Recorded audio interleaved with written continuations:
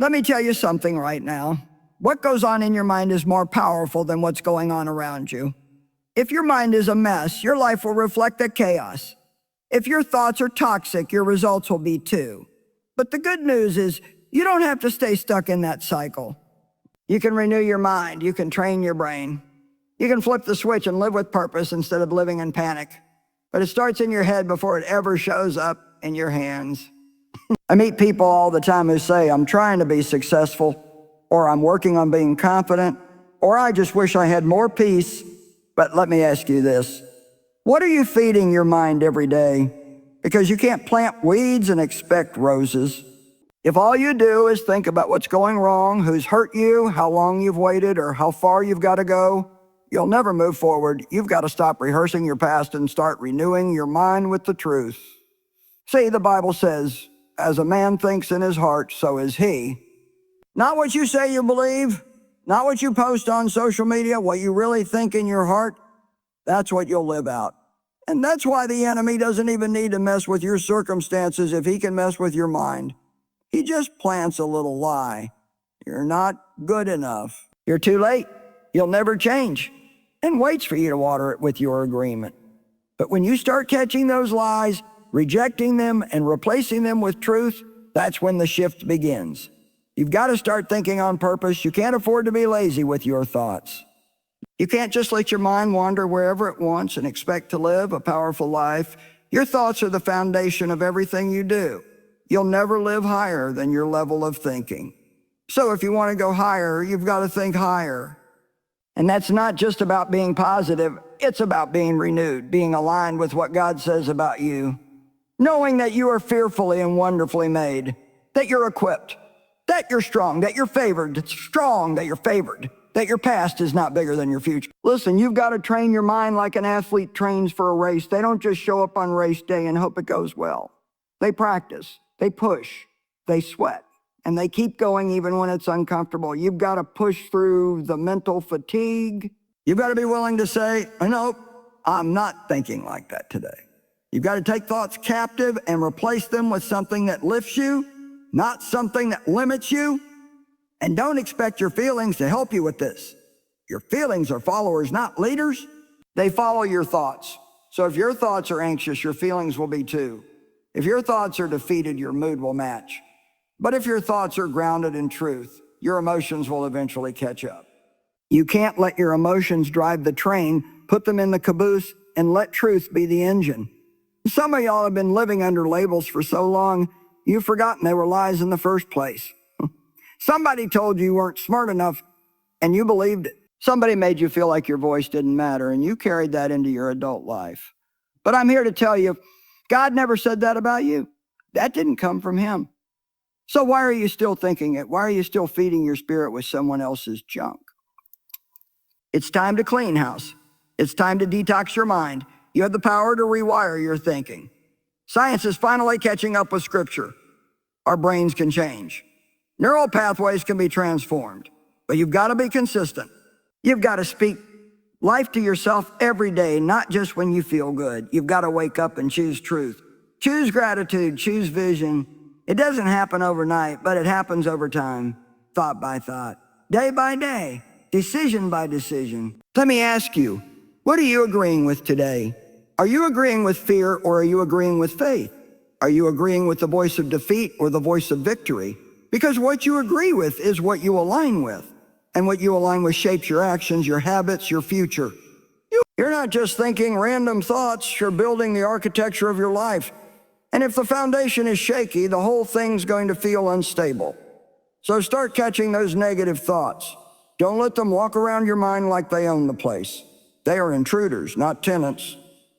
You have authority. You have the keys. You decide what stays and what goes. You can't always stop thoughts from knocking, but you don't have to invite them in for coffee and let them spend the night. You are not a prisoner of your mind. You are the gatekeeper.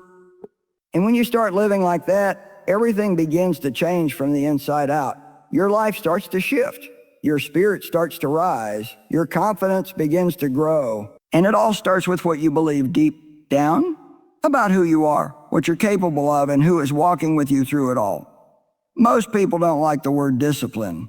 It sounds hard, sounds like work, sounds like something that strips away joy. But let me tell you something straight. Discipline is not bondage, it's freedom. Real freedom is not doing whatever you want, whenever you want. That's chaos. Real freedom is the ability to do what's right, even when it's hard. It's having peace in your life because you're not being tossed around by every feeling, every temptation, every whim. It's living with structure, not stress, with focus, not frustration. Now, I'll be honest with you, discipline isn't always fun. If it was, everyone would be doing it.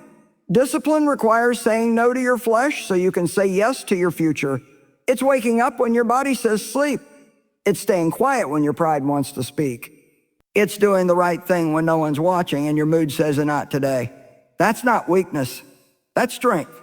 That's spiritual maturity. And that kind of strength sets you apart. People pray for success, but they don't want to go through the process. They want the reward without the routine. They want results without resistance. But there is no shortcut to greatness. There's no elevator. You've got to take the stairs, and every step takes discipline. You don't drift into victory. You train for it. You build habits, not just hopes.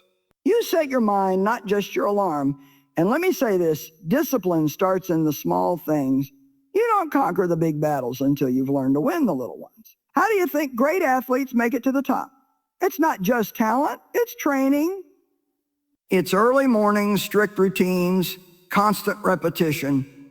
And your spiritual life is no different. You can't just show up when it's convenient and expect to see breakthrough. You've got to be consistent. You've got to stay ready. So when that opportunity knocks, you don't panic, you perform. And here's something the world won't tell you. Discipline isn't restrictive, it's protective. It guards your purpose. It preserves your peace.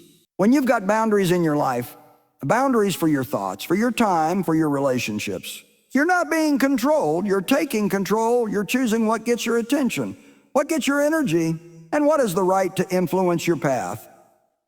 Discipline also brings clarity. When you stop living by your emotions and start living by your convictions, everything changes. You stop chasing distractions and start chasing destiny. You stop reacting and start responding. You don't get pulled into every drama, every delay, every disappointment. Why? Because you've trained your mind to focus on what matters, not just what's loud. And yes, discipline is uncomfortable at first. Nobody wakes up saying, "Oh, wow, I can't wait to deny myself today." But that discomfort is what grows you. It stretches you. It builds spiritual muscles you didn't even know you had. Every time you resist temptation, every time you show up when you feel like quitting, every time you obey when it would be easier to disobey, you're building something stronger than a reputation. You're building character. And character will take you places charisma never could. Some people are waiting for motivation, but let me tell you, the most successful people aren't moved by motivation, they're moved by discipline. Motivation feels good, but it fades. Discipline sticks around when the feelings are long gone. It's not about feeling like it, it's about doing it anyway. That's where the power is, that's where the shift happens. If you want to break bad habits, it's going to take discipline. If you want to manage your time better, discipline. If you want to stop being run by your emotions, discipline. If you want to stay consistent in your calling, in your walk with God, in your relationships, in your finances, it all goes back to the same thing. You've got to decide ahead of time what kind of life you want to live and then build the discipline to support that vision. And let me remind you, discipline is not about being perfect. It's about being prepared. It's not about beating yourself up when you fall. It's about getting back up quicker every time. Discipline says, I may not be where I want to be yet, but I'm not going to stop. I'm not going to coast. I'm not going to waste my days waiting for everything to be easy, because guess what? Easy never brings elevation. Easy never changes lives. Easy never walks in purpose. It's discipline that says, even when it's hard, I'm going to keep going. Even when it costs me something, I'm going to stay committed, because the reward is always worth the routine. Words are not just sounds coming out of your mouth, they are seeds. Every single thing you speak is either planting something that brings life or planting something that brings limitation. And most people have no idea how powerful their words really are. They speak defeat and then wonder why they feel discouraged. They speak fear and then ask why they can't find peace. They say, and nothing ever works out for me, and then get surprised when nothing does. But the truth is, what comes out of your mouth is shaping what you walk into. The Bible says that life and death are in the power of the tongue. Life and death, that's not a small statement. It means your words are either moving you closer to the life God has for you or pulling you further away from it. And here's the thing, nobody can tame your tongue but you. You're the gatekeeper of what comes out. And the problem isn't just what we say out loud, it's also what we say to ourselves. That quiet voice in the mirror, in the car when no one else is around, that inner dialogue matters just as much, maybe even more. Let's be real. Some of us are experts at talking ourselves out of what God already said we could have. We talk ourselves down, we talk ourselves small. We rehearse every failure, every fear, every what if, and we call it being realistic. But there is nothing realistic about living in fear when God called you to live in faith. There is nothing wise about tearing yourself down when He's already built you up. That's not humility, that's self-sabotage in disguise. You got to start paying attention to your words like your life depends on it, because it does. Some of you have been speaking curses over your own future for years. I'll never be good at that. I'm just not a leader. Well, no one takes me seriously. And then you wonder why your life stays stuck. It's not that God isn't moving. It's that you've talked yourself out of alignment. You can't pray for breakthrough and then speak bondage all day long. You can't declare victory on Sunday and rehearse failure all week. What would happen if you started speaking life on purpose? Not just occasionally, not just when you feel spiritual, but daily. What if you spoke life into your marriage, even when it's strained? What if you spoke life into your finances, even when things are tight? What if you spoke life into your calling, even when nobody's clapping for you yet? Speaking life doesn't mean ignoring reality. It means aligning your words with a greater truth. God's truth, His promises, His perspective. That's what you've got to echo in your mouth. Let me tell you, the enemy doesn't even have to attack you when he's trained you to attack yourself. He just whispers a lie and you do all the rest. He says, you're not enough. And you go, yeah, I've always felt that way. He says, you're too late. And you say, I knew I missed my chance. But when you start catching those words, when you say, hold up, that's not what God says about me, that's when you start flipping the script. That's when your words become weapons instead of weights. And I'm not talking about hype. I'm not talking about pretending everything is perfect. I'm talking about being intentional. You don't have to lie to yourself to speak life. You just have to focus on the right truth. Say things like, I'm growing, I'm being refined. This is hard, but I'm stronger than this. I don't see the way yet, but I believe God is making one. That's not fake, that's faith. That's training your tongue to line up with your destiny instead of your doubt. And yes, it'll feel awkward at first.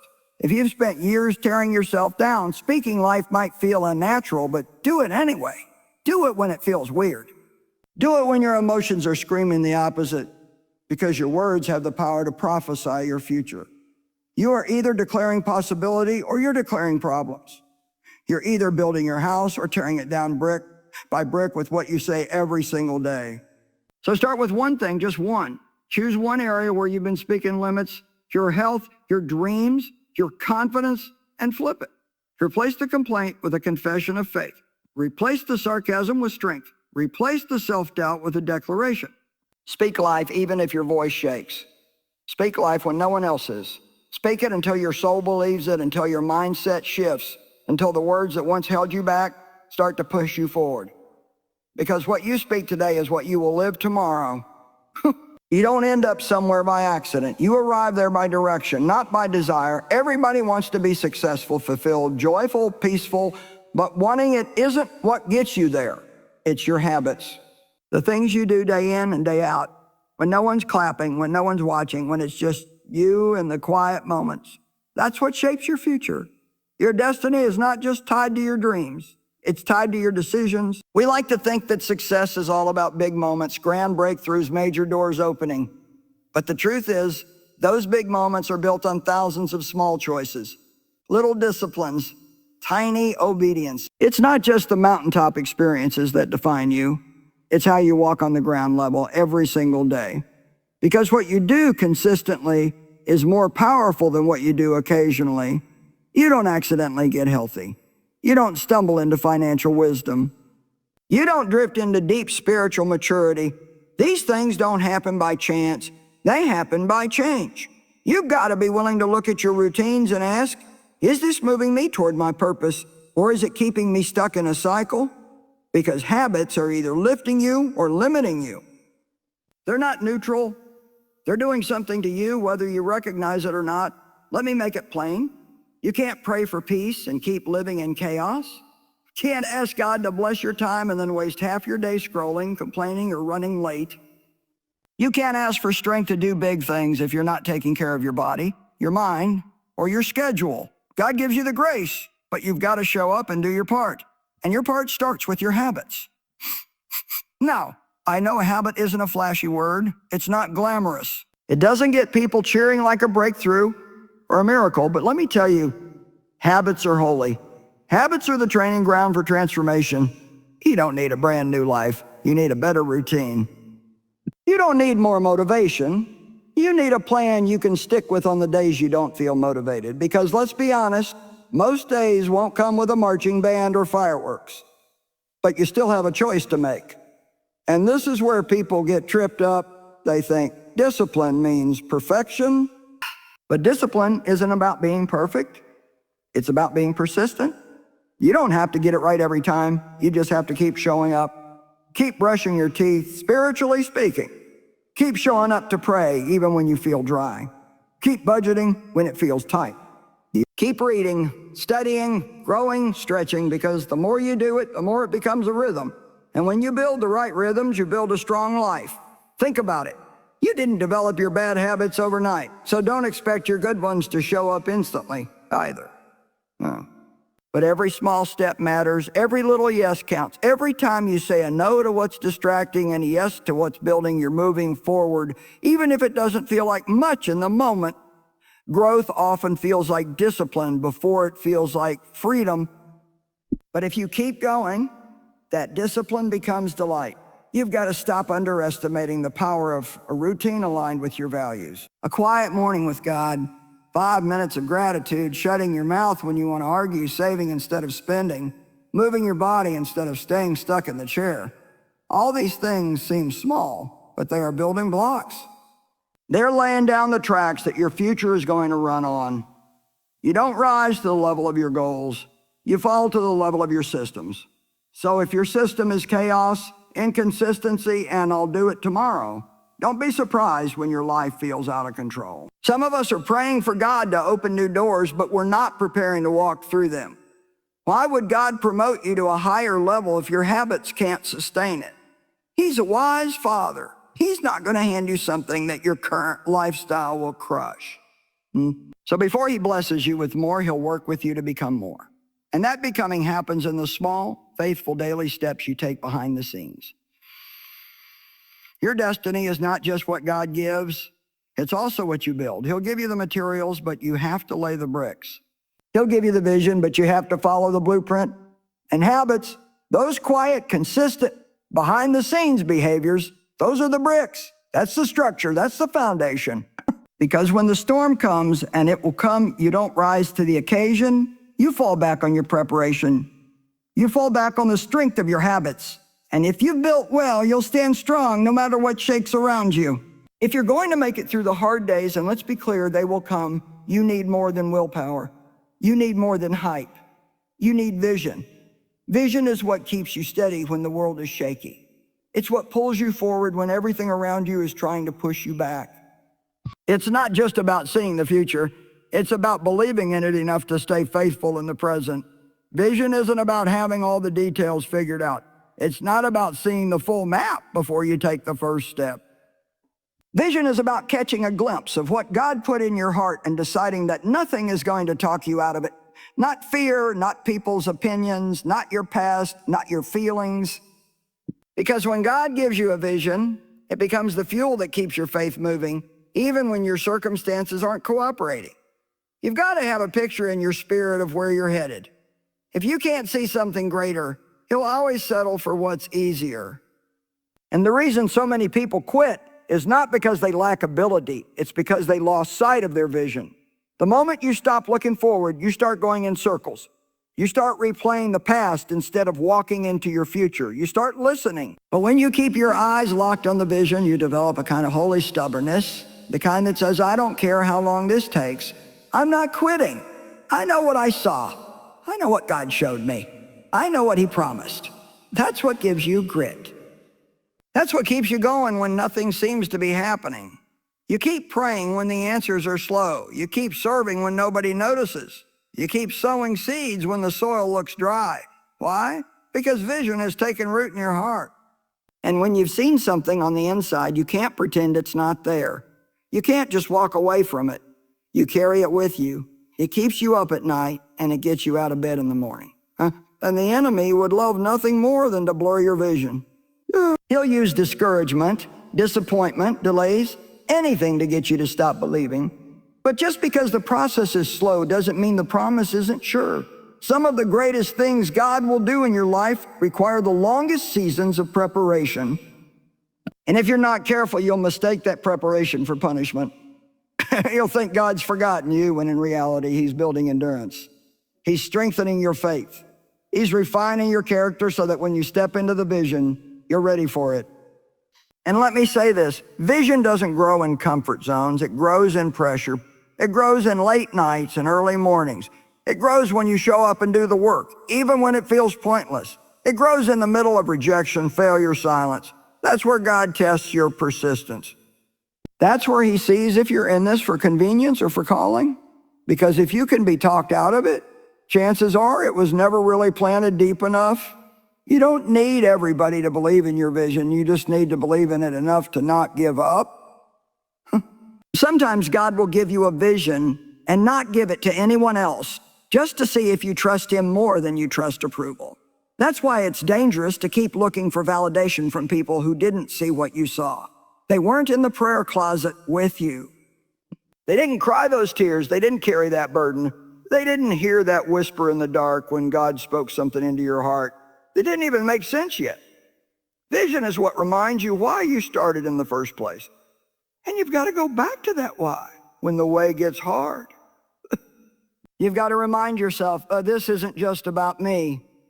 This is about legacy. This is about purpose. This is about obedience. Because vision will make you do things other people think are crazy.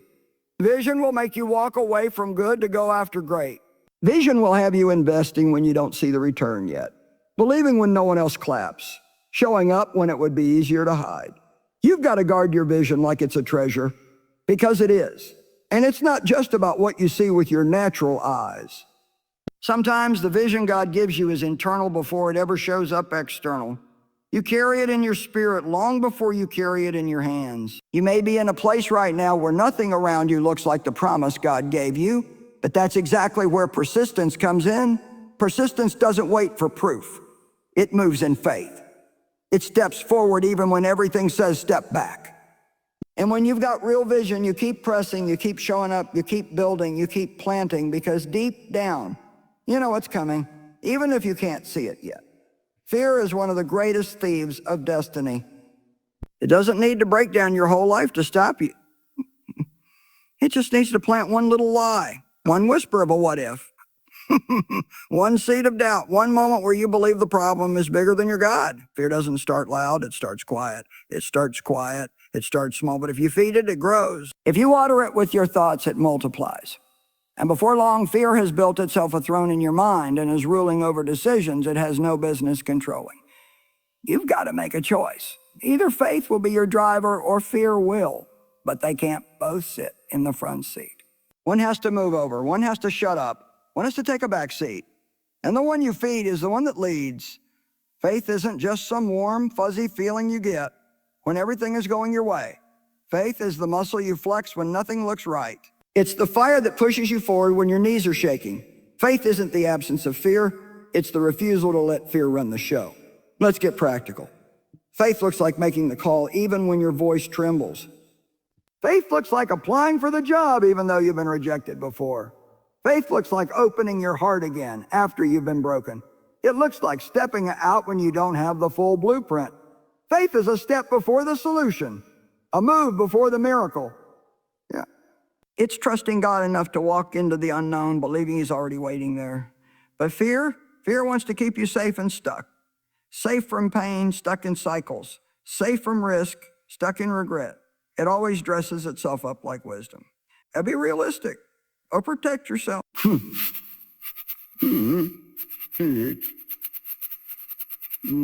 Underneath all that cautious language is just control, trying to make sure you don't get disappointed. But listen to me, being disappointed isn't the worst thing that can happen to you. Living a life ruled by fear, that is far worse. Because it'll rob you of every opportunity, every divine moment, every leap of faith you were meant to take. Some of you were waiting for the fear to go away before you move. But faith doesn't wait for fear to vanish. It acts in spite of it. If you only ever do what's comfortable, you'll never grow. If you only go where it's safe, you'll never soar. Every great testimony begins with someone who said, I'm scared, but I'm doing it anyway. And that's not weakness. That's courage. That's strength. That's boldness. The kind of boldness that gets heaven's attention. You can't conquer what you're unwilling to face. So let's face it. Call it out. Stop pretending you're not afraid and start fighting it with truth. If you're afraid of failing, remind yourself that God works through failure just as much as success. If you're afraid of rejection, remind yourself that you're already accepted by the one who matters most. If you're afraid of the unknown, remind yourself that you may not know what tomorrow holds, but you know who holds tomorrow. And let me tell you something important. Fear doesn't always look like panic attacks or hiding under the covers. Sometimes fear looks like procrastination. Sometimes fear looks like perfectionism. Sometimes fear looks like busyness, staying too distracted to actually pursue what God's put in your heart. So don't just look for fear in the obvious places. Look for it in the quiet corners of your life where you've settled, where you're avoiding the uncomfortable, where you've convinced yourself that now's not the right time. God did not give you a spirit of fear. He gave you power, love, and a sound mind.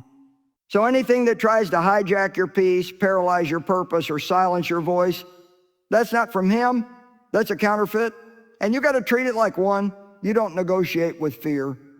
You don't coddle it.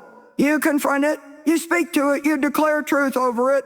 Because faith isn't just what you believe. It's what you say, what you act on, and what you decide every single day. You weren't created to play small or stay hidden. You were created to walk in boldness, not arrogance, boldness. The kind that knows where your strength comes from. The kind that understands you may not feel ready, but God says you are. The kind that says, even if I fail, I'm going to move forward. Because moving in faith doesn't guarantee an easy road, but it does guarantee a right one. It means you're moving in alignment with heaven, even when everything in the natural looks messy. And let's be real, faith costs something. It costs comfort. It costs control. It costs convenience. But what you get in return is far greater. Clarity, growth, breakthrough, peace that doesn't make sense, strength that you didn't know you had. Fear will always scream the loudest right before your breakthrough, right before the door opens, right before the change happens. Because the enemy knows what's on the other side of your obedience. And he's terrified that you'll actually believe what God said, that you'll step out, that you'll stand firm, that you'll choose faith over fear, not once, but again and again. Every single time the pressure rises, every time the darkness whispers, every time the road feels uncertain, because faith is your fight song, and courage is the rhythm that keeps you moving forward no matter what hell tries to throw your way.